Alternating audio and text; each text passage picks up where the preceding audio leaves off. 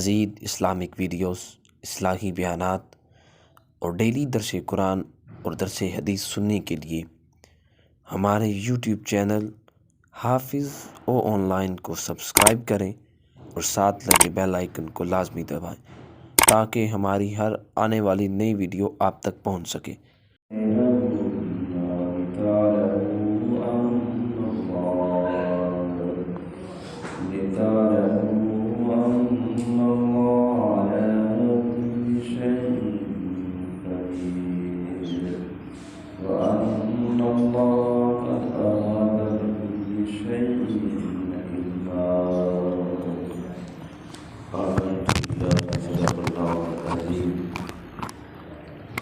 دوستو،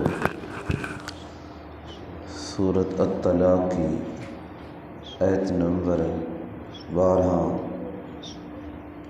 جو آخری آیت ہے، آج سورت کا اختتام ہوا۔ دعا ہے اللہ رب العزت ہم سب کو قرآن مقدس پڑھنے، سمجھنے اور اس پہ عمل کرنے کی توفیق عطا فرمائے۔ جتنے ہی دوست احباب اس درس قرآن میں شریک ہیں، اس پوری سورت کے درس کے اندر شریک رہے، اور جس جگہ تک میری آواز جا رہی ہے، سب کے لیے میں دعا گو ہوں کہ اللہ پاک اس درس قرآن کو ہم سب کے لیے، خصوصاً ہمارے والدین کے لیے، ہمارے اساتذہ کے لیے بخشش و مغفرت کا ذریعہ بنائے۔ اللہ پاک کی مہربانی سے، آپ کی کرم نوازی سے انسان کے اندر کوئی طاقت نہیں، یہ ساری اللہ رب العزت کی عطائیں ہیں اور اس کی مہربانی ہے۔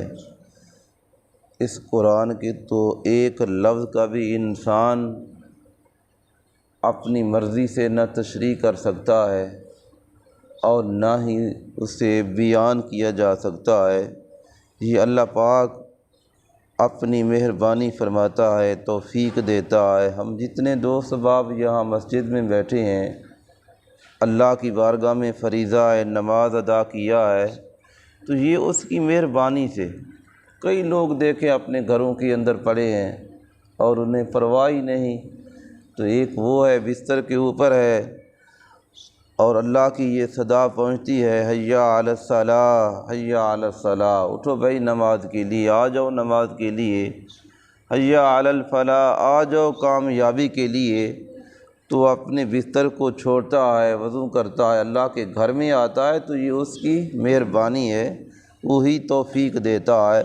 تو اللہ پاک نے اس آیت کے اندر ارشاد فرمایا، اللہ الذی، اللہ ہے جس نے خلق سبع، جس نے پیدا کیا سبع سماوات، 7 آسمانوں کو اس نے پیدا فرمایا ہے، وَمِنَ الْأَرْضِ مِثْلَهُنَّ، اور اسی طرح زمین کو بھی اسی کے مثل پیدا فرمایا، يَتَنَزَّلُ الْأَمْرُ، نازل ہوتے ہیں اس کے حکم، بینہن، ان کے درمیان، آسمان اور زمین کے درمیان اس کے حکم نازل ہوتے ہیں، لِتَعْلَمُوا، تاکہ تم جان لو، ان اللہ، بے شک اللہ رب العزت کی جو ذات ہے، فرمایا علی کل شیء، ہر ایک چیز پر،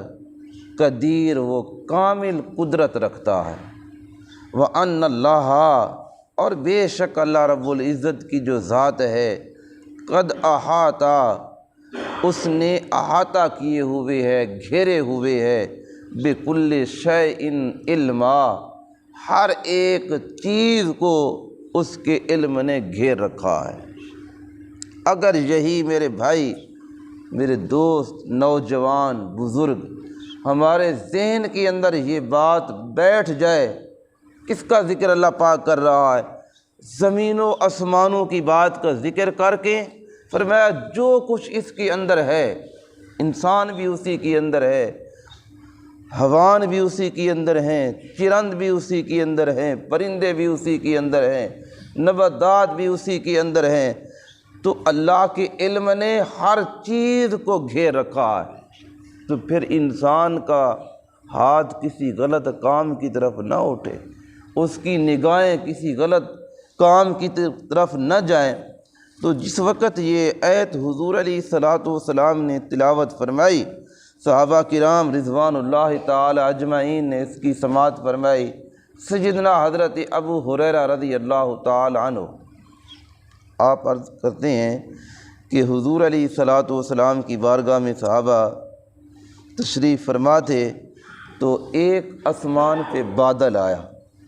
کیا آیا؟ ایک آسمان پہ بادل آیا۔ تو حضور علیہ الصلوۃ والسلام نے فرمایا، میرے صحابہ اس بادل کو جانتے ہو یہ کیا ہے؟ آپ کہیں گے یہ کوئی مشکل بات ہے؟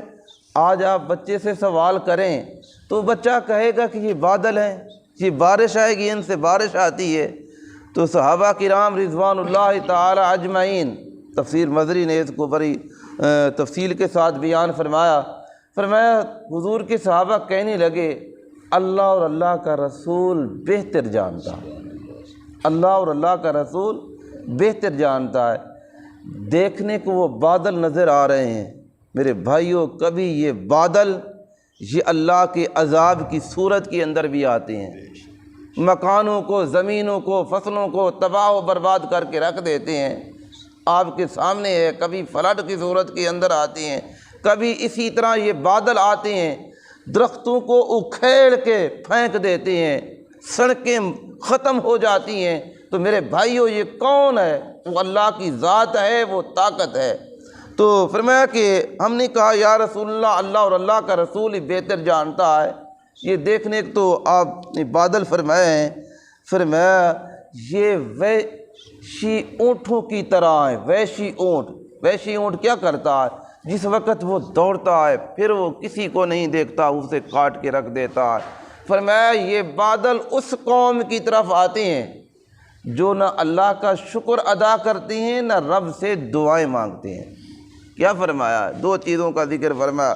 یہ جو اللہ پاک ہمیں نعمتیں دے رہا ہے، فرمایا اس نعمت کا شکر بھی ادا کرنا چاہیے۔ فرمایا یہ بادل اس قوم کی طرف، ان لوگوں کی طرف آتے ہیں جو اللہ کی بارگاہ میں شکر ادا نہیں کرتے۔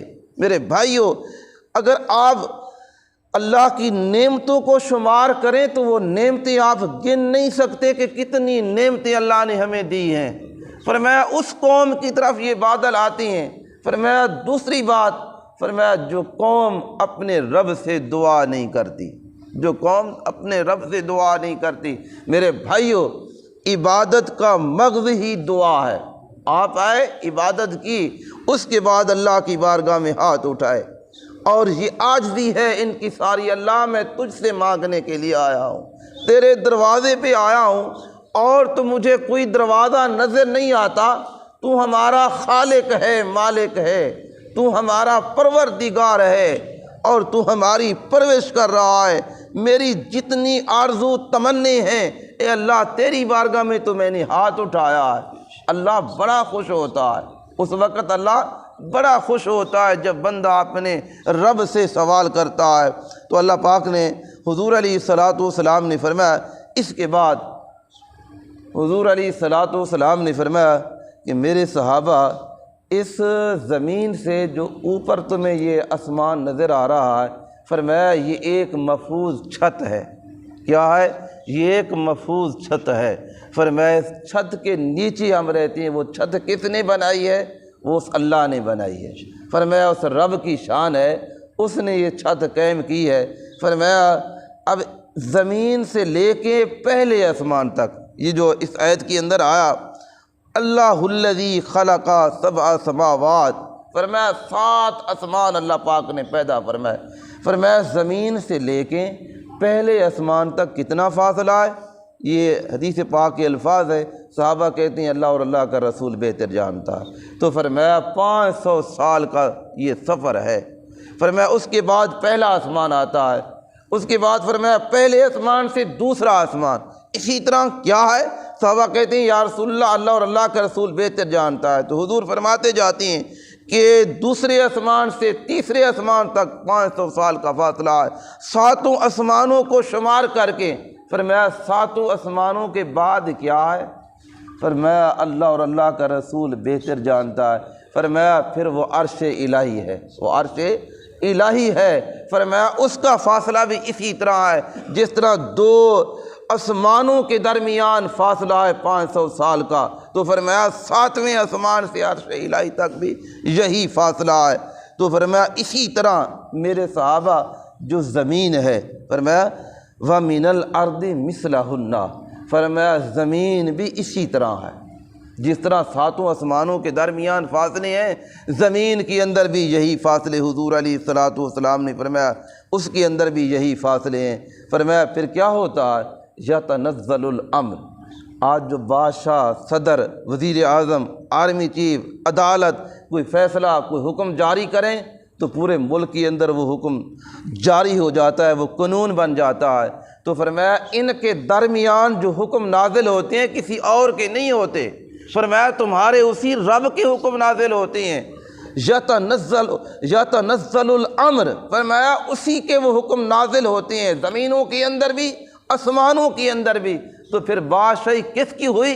اسی اللہ کی بادشاہی ہے، اسی رب کی بادشاہی ہے۔ فرمایا بینہن، ان دونوں کے درمیان، زمین و آسمان کے درمیان کسی اور کے حکم نہیں چلتے، اس رب کے حکم چلتے ہیں۔ میرے بھائیوں، اگر ہمارے ذہن کے اندر، دل کے اندر یہ بات بیٹھ جائے تو میرے رب کے حکم ہیں، ہم ان کے حکم کے تابع ہیں۔ فرمایا انہی کے حکم کی تابع داری کی جائے تو جو قانون کی خلاف ورزی کرتا ہے اور وقت کی جو حاکم ہوتے ہیں، حکمران ہوتے ہیں، تو پھر دوستوں کہ اس انسان کو، فرد کو گرفتار کر کے جیل کے اندر ڈال دیتے ہیں۔ تو پھر میرے بھائی ذرا نوجوان اس بات کی طرف آ کہ جس تیرے رب نے سب کچھ بنایا ہے، اس رب کے حکم کی نافرمانی کرنا کہاں جائے گا؟ کوئی ایسی جگہ ہے جس جگہ تجھے جا کے پناہ مل جائے کہ میں یہاں جا کے بیٹھ جاتا ہوں، اللہ کی ربوبیت سے نکل جاتا ہوں؟ اگر 7 زمینوں کے نیچے بھی چلے جائیں تو وہاں بھی اللہ کی ربوبیت ہے، 7 آسمانوں سے اوپر بھی چلے جائیں تو پھر بھی اللہ کی حکومت ہے۔ تو میرے بھائیوں، انسان کہیں نہیں جا سکتا، یہ اپنے رب کے تابع ہو کے اللہ پاک اس کو عزت بھی دیتا ہے، شان بھی دیتا ہے۔ تو فرمایا لِتَعْلَمُوا أَنَّ اللَّهَ، اے قرآن پڑھنے والے، قرآن سننے والے، جان لو، لِتَعْلَمُوا، اللہ فرما رہا ہے جان لو، أَنَّ اللَّهَ، بے شک اللہ رب العزت۔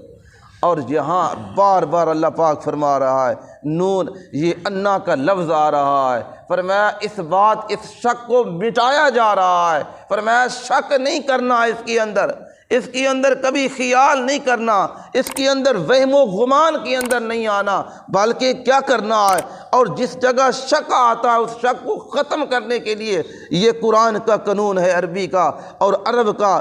تو فرمایا وہاں انا آ کے اس شک کو ختم کر دیا جاتا ہے۔ لوگوں، اس کے اندر شک نہیں کرنا، ان اللہ علی کل شیء قدیر، اللہ ہر چیز کے اوپر کامل قدرت رکھتا ہے۔ میرے بھائیوں، جس طرح اللہ کی یہ شان ہے، ہمارے اوپر بھی اس کی قدرت ہے۔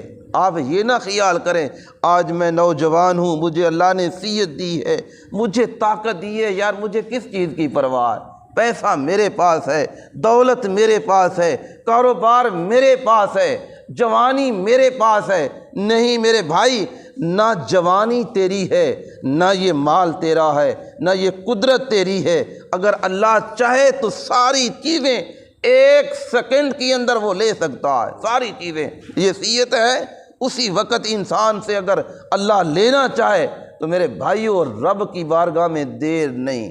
اللہ کا ایک لفظ ہے، نام ہے حلیم۔ وہ فوری انسان اللہ کی نافرمانی کرے تو اللہ کی یہ شان ہے، فوری طور پہ اللہ کے عذاب نہیں آتا، فوری طور پہ اللہ اپنی نعمتوں کو نہیں چینتا۔ تو فرمایا ان اللہ علی کل شیء قدیر، اللہ بے شک اللہ رب العزت کی ذات علی کل شیء قدیر، ہر چیز پر، یہ صرف انسان پر نہیں، انسان، جانور، جو کچھ بھی ہیں، ہر ایک یہ جو جانور اٹھتے ہیں، چلتے ہیں، پھرتے ہیں، ان کا رزق دینے والا کون ہے؟ وہ بھی اللہ ہے۔ یہ جو دریا، ندیاں چل رہی ہیں، سمندر چل رہے ہیں، یہ ستارے روشنیاں دے رہے ہیں، چاند سورج طلوع ہو رہے ہیں، میرے بھائیوں یہ اللہ کے حکم کے تابع ہیں۔ تو انسان جب اللہ کے حکم کے تابع ہوتا ہے تو اللہ پھر ان چیزوں کو انسان کے تابع کر دیتا ہے۔ ذرا سوچیں، حضور علیہ الصلوۃ والسلام کے صحابہ کو دیکھیں، سیدنا فاروق اعظم ہیں رضی اللہ تعالی عنہ، حضور کے غلام ہیں، اسی امت کے فرد ہیں، اللہ کے نبی کے صحابی ہیں۔ اگر ایک وقت ایسا بھی آتا ہے کہ دریائے نیل ہر سال جوان بچی کو اس کے سپرد کیا جاتا ہے اور پھر وہ دریا چلتا ہے، نہیں تو سال کے بعد خشک ہو جاتا ہے، تو میرے بھائیوں سیدنا فاروق اعظم نے ایک کاغذ کے ٹکڑے کے اوپر اپنا نام لکھا ہے اور دریا سے مخاطب ہوئے، اے دریائے نیل مجھے یہ بتا، جس طرح اللہ پاک نے یہاں فرمایا کہ یہ ساتوں آسمان اور زمین اس کے اوپر اللہ کے حکم چلتے ہیں، اللہ اس کے اوپر کامل قدرت رکھتا ہے، تو آپ مخاطب ہوئے، فرمایا دریا مجھے یہ بتا تو اپنی مرضی سے چلتا ہے یا میرے رب کے حکم سے چلتا ہے؟ اپنی مرضی سے چلتا ہے تو مجھے عمر کو تیرے پانی کے ایک قطرے کی ضرورت نہیں، اگر میرے رب کے حکم سے چلتا ہے پھر عمر اسی رب کا بندہ ہے، تمہیں حکم دیتا ہے۔ تو وہ رکا، وہ کاغذ کا ٹکڑا ابھی دریا کے سین کے اندر نہیں جاتا اور دریائیں کی لہریں موجیں مارتی ہوئی دوستوں کے دریا کے کنارے پر پانی آ جاتا ہے، تو فرمایا قیامت تک دریائے نیل کبھی خشک نہیں ہوگا۔ یہ کون ہے؟ لا الہ الا اللہ محمد الرسول اللہ پڑھنے والا حضور کا صحابی ہے۔ تو میرے بھائیوں علامہ اقبال بھی تو اسی لیے کہتے ہیں، خودی کو کر بلند اتنا ہر تقدیر سے پہلے، خدا بندے سے پوچھے بتا تیری رضا کیا ہے۔ تو میرے بھائیوں آگے اللہ پاک نے فرمایا وَأَنَّ اللَّهَ، بے شک پھر وہاں وہی لفظ اللہ پاک فرما رہا ہے، اے انسان اس شک کو ختم کر دے، تو ہر وقت اپنے یہ کوئی تیرے اور تیرے رب کے درمیان کوئی پردہ نہیں، تیرا رب اسی طرح دیکھتا ہے۔ یہ اندھیرا آ جاتا ہے، سورج غروب ہو جاتا ہے تو ہماری آنکھوں کی بصارت وہ نظر کام نہیں کرتی، لیکن رب اسی طرح دیکھ رہا ہے جس طرح دن کے اجالے کے اندر دیکھتا ہے۔ اچھا پھر ہم کہیں بعض اوقات بڑھاپے کے اندر ہمارے کانوں کی سماعت کمزور ہو جاتی ہے، گھر کے اندر بیٹھے ہیں بات کرتے ہیں، بیٹا کیا آپ نے بتایا ہے، کون سی بات کی ہے، لیکن اللہ کو یہ بھی بتانا ضروری نہیں کہ بندہ کہہ رہا ہے اور اللہ یہ کہے کہ میرے بندے تم نے کیا کہا ہے۔ یہ ساری مخلوق زمین و آسمان کے اندر ایک ہی وقت کے اندر اللہ کی بارگاہ میں سوال کریں تو اللہ ہر ایک کی بات کو سن رہا ہے، میرا یہ انسان کیا کہہ رہا ہے، یہ میری مخلوق کیا سوال کر رہی ہے، اور یہ کیڑی میری بارگاہ میں کیا سوال کر رہی ہے، پرندہ مجھ سے کیا مانگ رہا ہے۔ تو اللہ ہر ایک چیز کو ایک وقت کے اندر بھی سماعت ہے اور وہ جانتا ہے۔ اللہ انسان کے دل کے اندر ابھی ارادہ ہی نہیں آتا، اللہ پہلے جانتا ہے کہ اس نے کیا کہنا ہے، انسان نے کیا کرنا ہے۔ تو فرمایا قد احاطہ بکل شیء علما، احاطہ کہتے ہیں کہ گھیر لینا چاروں طرف، فرمایا قد احاطہ بے شک گھیرے ہوئے ہے بکل شیء علما، اللہ کا علم ہر ایک چیز کو گھیرے ہوئے ہے، ہر ایک چیز اس کے احاطے قدرت کے اندر ہے، انسان اللہ کی قدرت سے باہر نہیں جا سکتا۔ تو پھر اے انسان، اے میرے اللہ کے بندے، اسی رب کی بارگاہ میں آ جا، اسی کی بارگاہ میں سب کچھ تمہیں ملے گا، اس دنیا کے اندر بھی آخرت کے اندر بھی۔ اگر اپنی کامیابی چاہتا ہے تو اپنا تعلق اپنے رب کے ساتھ بنا لے، پھر دیکھ کہ اللہ تجھے کتنی شانیں عطا کرتا ہے۔ ذرا ہم اپنی پدیش کو دیکھیں، ایک پانی کا قطرہ ہے، وہ قطرہ آپ کے جسم سے باہر آ جائے تو انسان جب تک غسل نہ کرے نہ وہ قرآن کو ہاتھ لگانے کے قابل ہے اور نہ ہی وہ نماز پڑھنے کے قابل ہے، اور اس کے اوپر وہ غسل فرض ہے۔ اور اسی پانی کے قطرے کو دیکھیں، اللہ نے اس کی شان کیا بنائی ہے، انسان کی صورت کے اندر بنا کے، انسان کو کامل انسان بنا کے فرمایا کہ اے میرے بندے، اگر تو کامل انسان بن جا، اللہ کا بندہ بن جا، تو تیری شان تو پھر فرشتوں سے بھی اعلیٰ ہے، تیری شان فرشتوں سے بڑھ کے ہے، اور فرشتے تیرے اوپر رش کرتے ہیں کہ ہاں کہ یا اللہ یہ تیرا بندہ جس کے لیے ہم نے سوال کیا تھا، یہ زمین کے اندر آ کے خون ریزیاں فتنہ فساد پھیلائے گا، اللہ یہ سب کچھ، اگر ایک بھوکھا آدمی آپ کے دروازے پہ آ گیا، آپ کو ضرورت ہے، آپ نے اٹھا کے اسے دے دیا، کسی کی آپ خدمت کر رہے ہیں، تو فرشتے ان چیزوں سے وہ مرحوم ہیں، ان کے اندر نفس نہیں۔ آپ کو اللہ نے اولاد دی ہے، اولاد کی محبت بھی ہے، اپنی محبت بھی ہے، بیوی کی محبت بھی ہے، ماں باپ کی محبت بھی ہے، کاروبار کی محبت بھی ہے، یہ ساری محبتیں آپ ایک سائڈ پہ کر کے اپنے رب کی محبت کو تلاش کرتے ہیں، تو فرشتوں کے اندر یہ چیز نہیں۔ تو میرے بھائیو، دعا ہے اللہ رب العزت ہم سب کو حضور علیہ الصلاۃ والسلام کے بتائے ہوئے احکام کے مطابق عمل کی توفیق عطا فرمائے۔ آج 13 شعبان المنظم ہے، اور کل کی جو رات آ رہی ہے 14 کی، اور یہ 14 کا دن ہے، 15 کی رات آنے والی ہے۔ میرے بھائیوں، اس کے اندر اللہ پاک نے پورے سال کے جو بجٹ ہے، پورے سال کے جو اعمال ہیں، اللہ کی بارگاہ میں حاضر ہونے ہیں، اور ان فرشتوں کو وہ احکامات جاری کرنے ہیں سال کے، تو اس سے پہلے توبہ کر لیں، اپنے گناہوں سے معافی مانگ لیں۔ اللہ کسی کو نہیں معلوم میرے بھائی کہ ہم نے اگلے سال یہ موقع دیکھنے ہیں یا نہیں دیکھنے۔ یہ توبہ کی رات ہے، اللہ کی بارگاہ میں معافی کی رات ہے، اللہ کی بارگاہ میں جا کر عبادت میں گزار کر۔ فرمایا جب یہ سورج 14 کا غروب ہوتا ہے تو فرمایا اللہ کی رحمتوں کی صدائیں شروع ہو جاتی ہیں۔ اے بندے، مانگ، کیا مانگنا چاہتا ہے؟ اپنی عافیت مانگنا چاہتا ہے، اپنی آخرت کی کامیابی مانگنا چاہتا ہے، اپنے گناہوں سے معافی چاہتا ہے، آ جا میری بارگاہ میں۔ تو میرے بھائیوں، اللہ کی بارگاہ میں دعا بھی کرتا ہوں، آپ دوستوں کو یہ دعوت بھی دیتا ہوں، انشاءاللہ صلاۃ و تسبیح کی نماز بھی انشاءاللہ اس مسجد کے، آپ کی اس مسجد میں ہوگی، اور ذکر اذکار بھی ہوگا، اور محفل پاک بھی ہوگی، آپ اس کے اندر شرکت کریں، اور اس رات کو جا کر عبادت کے اندر، قرآن کی تلاوت کے اندر، نوافل کے اندر، یہ جو پٹاخے ہیں، یہ جو آگ ہے، بچوں کو پٹاخے دے دیتی ہیں، پیسے دے دیتی ہیں، میرے بھائی یہ رات آگ بجھانے کی رات ہے، آگ جلانے کی رات نہیں، آگ کو بجھانا ہے۔ اس آگ نے تو میرے بھائیو، اس سے تو اللہ کے انبیاء نے بھی پناہ مانگی، اللہ جہنم کی آگ سے ہمیں پناہ دے، اللہم اجرنا من النار، اللہم اجرنا من النار۔ اور اپنی دولت دے کے، اپنے پیسے دے کے اولاد کی ہاتھوں کے اندر وہ آگ کو جلا رہے ہیں، تو اس سے اللہ خوش نہیں ہوتا، اس سے اللہ کی ناراضگی کا یہ عمل سبب بنتے ہیں۔ تو دعا ہے اللہ پاک ہم سب کو حضور علیہ الصلاۃ والسلام کے بتائے ہوئے احکام کے مطابق عمل کی توفیق عطا فرمائے۔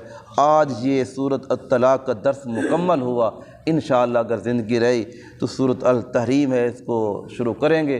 دعا ہے اللہ پاک ہم سب کو حضور علیہ الصلاۃ والسلام کے بتائے ہوئے احکام کے مطابق عمل کی توفیق عطا فرمائے، آمین۔